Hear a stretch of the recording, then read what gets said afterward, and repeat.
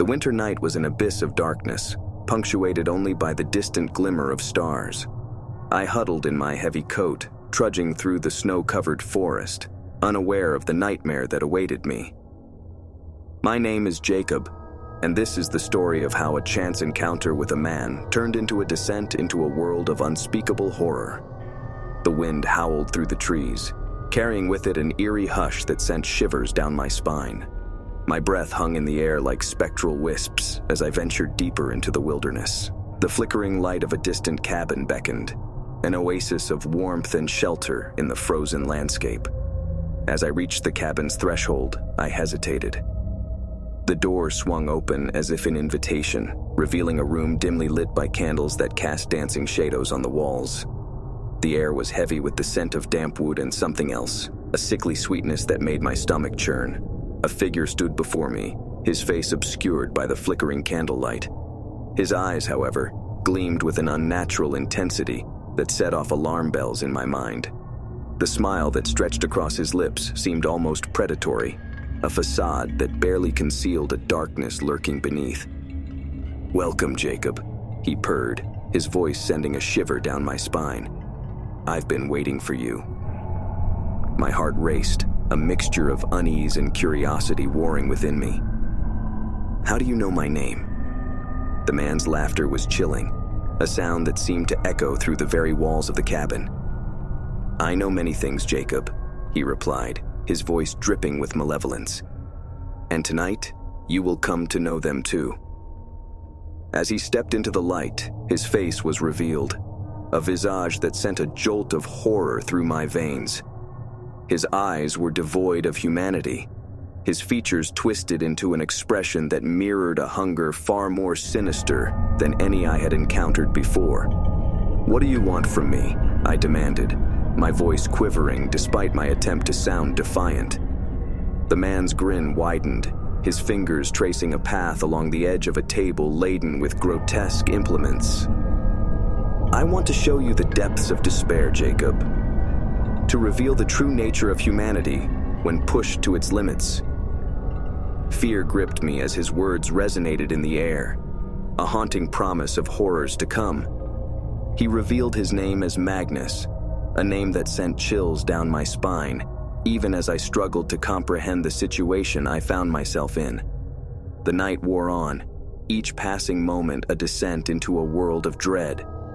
Magnus spoke of his insatiable hunger, a craving that could only be satiated by consuming the flesh of the living.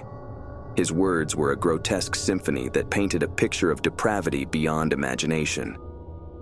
"Why are you telling me this?" I asked, my voice a desperate plea for understanding.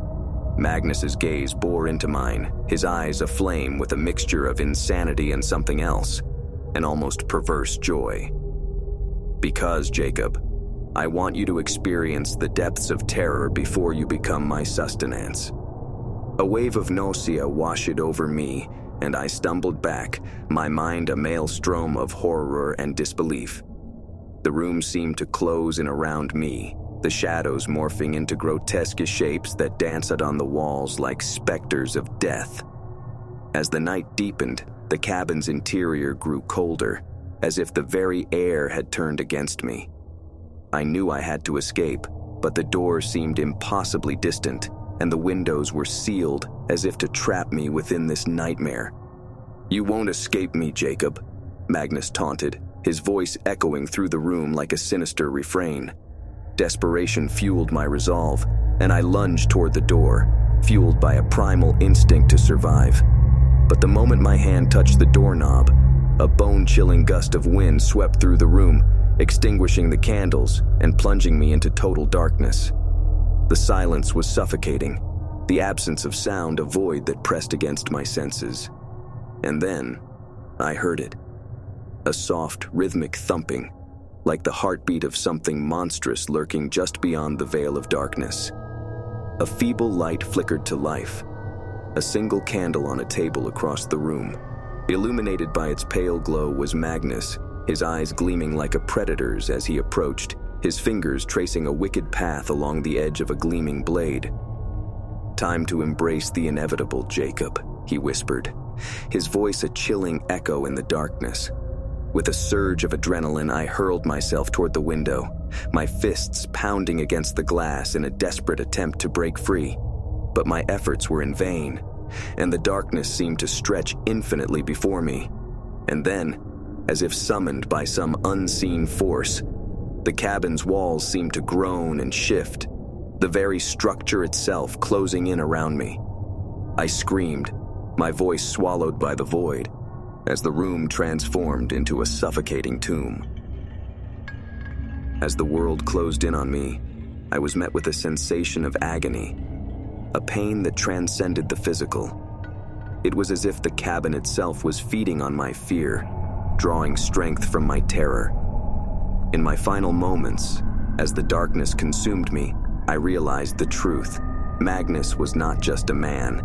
He was a manifestation of humanity's darkest impulses, a reflection of the unspeakable horrors that dwell within us all.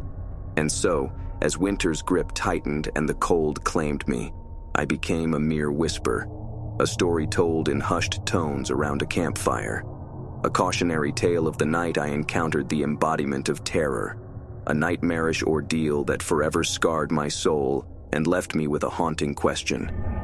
What lies beyond the veil of darkness, waiting to consume us all? Subscribe for more haunted stories.